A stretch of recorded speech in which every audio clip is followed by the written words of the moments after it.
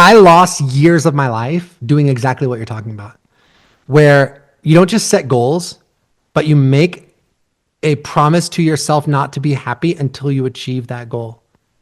And that's no way to live.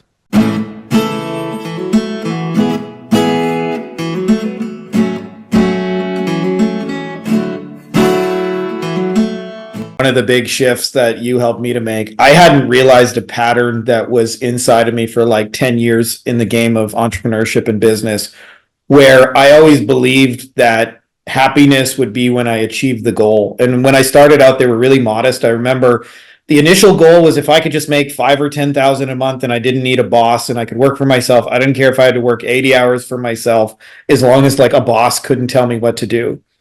And I remember I hit it, and I think I was happy for about like 10 minutes. And then I went right back to being miserable and going like, if I get to 20K, that's when I'll really be happy.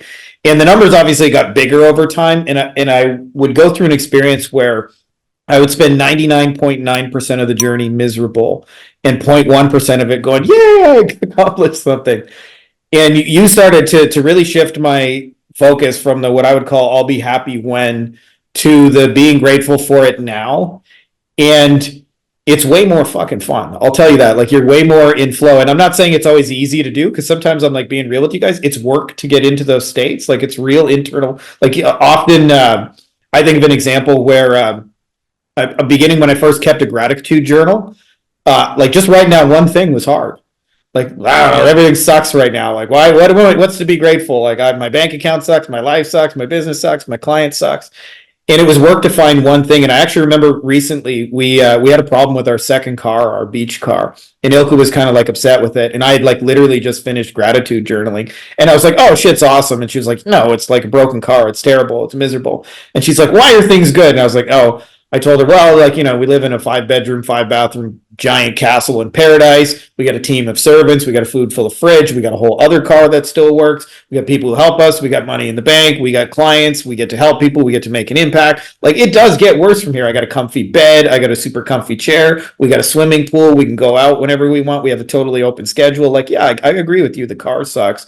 But anyways, the point of this rant is I would love your thoughts on that whole thing, which I think afflicts a huge percentage of entrepreneurs that are very forward facing, called I will be happy when. And it has all kinds of different forms, but like just making yourself miserable on the journey and thinking the goal is the happiness, instead of like, you can actually have the feelings of success now and it will express itself on the outside. Yeah. Like, it's difficult to be happy when you are in immediate financial distress. So I don't want anybody to think that like, man, I got $5 in the bank. Like, I'm saying like, no, dude, just buck up, camper. Everything's gonna be great. But what I am saying is that I lost years of my life doing exactly what you're talking about, where you don't just set goals, but you make a promise to yourself not to be happy until you achieve that goal. And that's no way to live. I did this in my 20s, man, when I wanted to make it as an actor, right? So I went to a high school for performing arts. I went to UCLA School of Theater. The whole time I was in Los Angeles, I was studying in some of the best studios in town. And I was in LA for 10 years trying to make it, man. It's like the whole time I just wasn't there. I just wasn't there because I was so focused on what I didn't have. And it's like, this is your life. There's nothing that is going to happen in the future that is going to make your life perfect and amazing. Yeah. All you ever have is this moment right now. And so one of the fastest ways to freedom is just to think of yourself as momentary.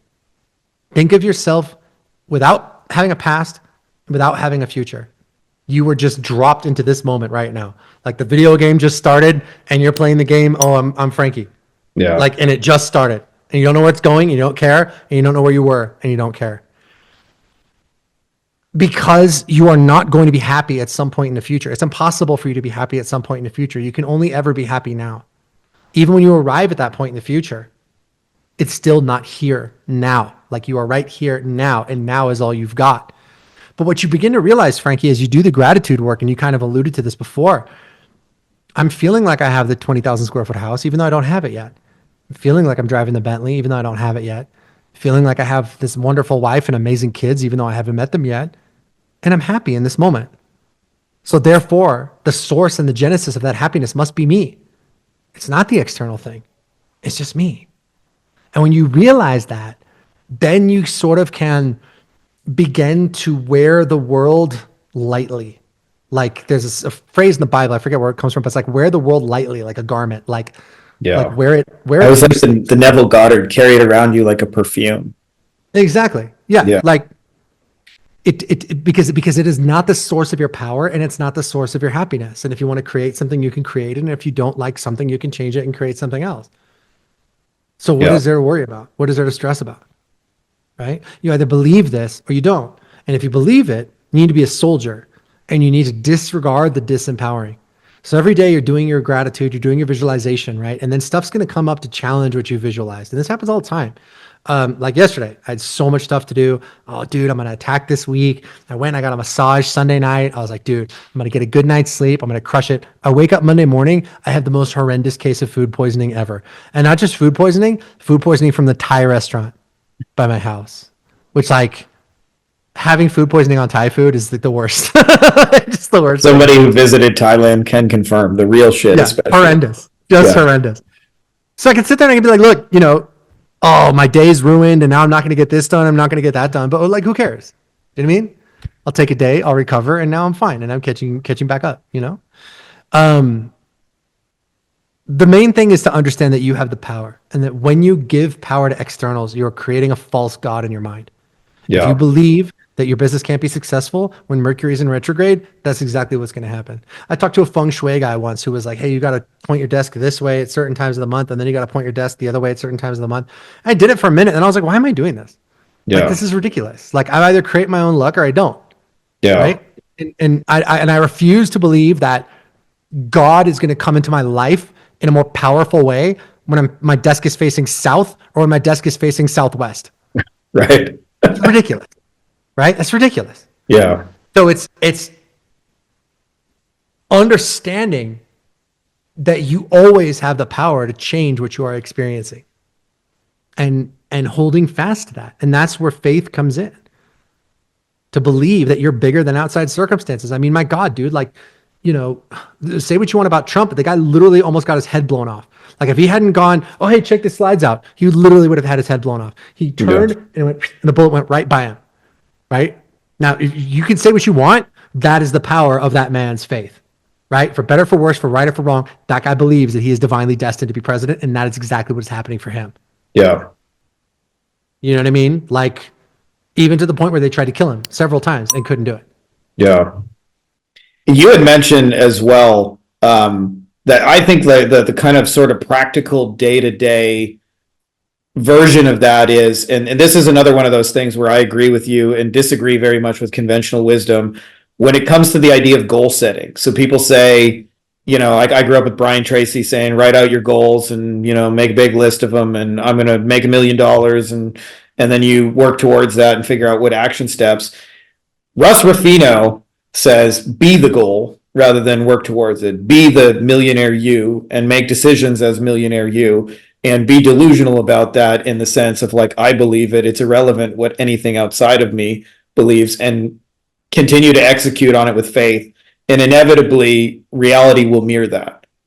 I wonder if you could talk a little bit about that whole philosophy of be the goal, because I feel like too many people, especially like, you know, where I see it a lot in my world is with paid ads. It's like, oh, we can't spend this much on paid ads. We can't do this. And people do it very timidly and then say, you know, once I'm a millionaire, then I'll do this. And reality is you probably will never be a millionaire with that level of thinking. I was just talking to a gal the other day where her cost to acquire a client, a $9,000 client, was $1,000. Okay. She's spending $1,000 on ads to get a $9,000 client. And she was like refusing to scale her ad spend. And I was just like, what are you doing? Like you're playing a game right now where every time you hand Mark Zuckerberg $1, he hands you $9 back. Now, if I'm playing that game, my next question is, cool, how can we do this more often? Like, let's do this all day, right? But she was so in fear about it because her webinar or whatever wasn't converting at the exact percentage that she wanted it to be converting at. And I was just like, that's completely focusing on like the wrong thing. So I do believe in setting goals, but what I believe is that you have to embody that goal. You don't look at it as something that is far away. You don't look at it as something that maybe someday I'll achieve this, right? You get into that space where you're grateful for it in advance, and then you go into your life believing it's already real. But what would you do if it were already real, right? Because chances are you're settling for some shit that you would never settle for if you were that person. Yeah. Right. And this is where everybody got it wrong when people started doing like, law of attraction or manifesting or like whatever. Right. Because any asshole can make a vision board. Right. But what separates the men from the boys, the women from the girls, is are you prepared to make the difficult decisions that need to be made? Like, are you prepared to live in that reality and discount every other possibility? Because that's hard. Because I'll tell you, once you start setting that intention, you know what's going to happen is you're going to get some temptation. Something's going to be dangled in front of you that isn't quite what you asked for and isn't quite as good at what you asked for, but it's a safe choice. And the temptation to take that safe choice will be overwhelming. So like perfect example is when Sylvester Stallone wrote Rocky. He wrote Rocky. He knew he had a hit script on his hand, but he insisted on playing Rocky himself. If I remember correctly, they offered him like, he was homeless. He had to sell his dog. And they offered him like $700,000 for that script. And he said no. Can you imagine what would happen if he had said yes? You'd have no idea who he was. Yeah. Buy my book or I will fart in your grandma's favorite hat.